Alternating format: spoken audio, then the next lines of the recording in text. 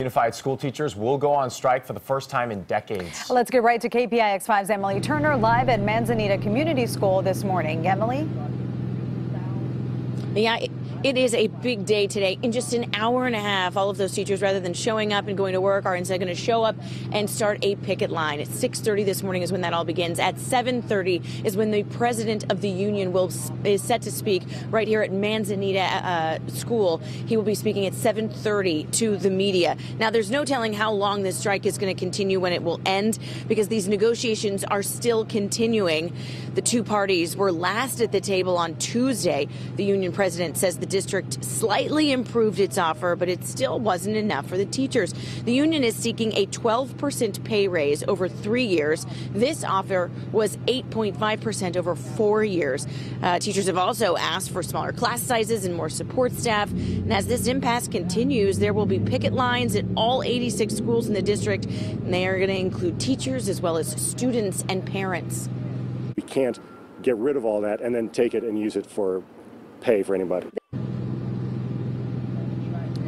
Now, the two parties are set to meet again, try and find some common ground. That's at 9 o'clock tomorrow. But in the meantime, today there are going to be picket lines at all of those schools, and it's going to be a very active scene here behind me in just a matter of hours. So you can count on us to be here to bring you the very latest through all of that. Ken, Michelle?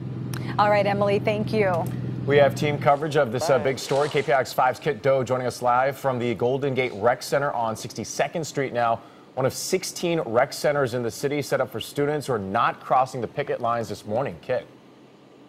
Yeah, in just a couple of hours, we're expecting dozens, if not hundreds of kids to get dropped off at rec centers just like this one here, as parents try and figure out what to do with their kids to get them through this strike. Now, the city of Oakland is opening up all of its rec centers and expanding services to give parents one more option to get through this tough time. Now, some families are going to the extreme of opening up their homes and converting them to makeshift classrooms, organizing lesson plans that include crafts, books, and other activities to keep the kids occupied and stimulated throughout the day.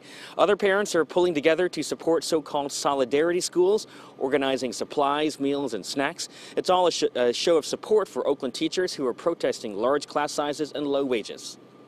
I feel that, and our kids feel, or at least my kids feel, that something very historic is happening.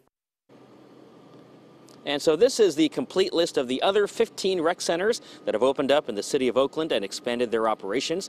The rec centers will be staffed with employees and also parent volunteers, and will be open from 8 a.m. to 3 p.m. for the kids.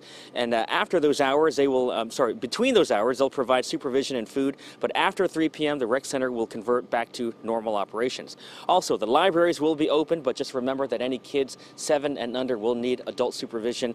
And finally here, the Grand Lake Theater has a strike special today. It is 2 movies for $1.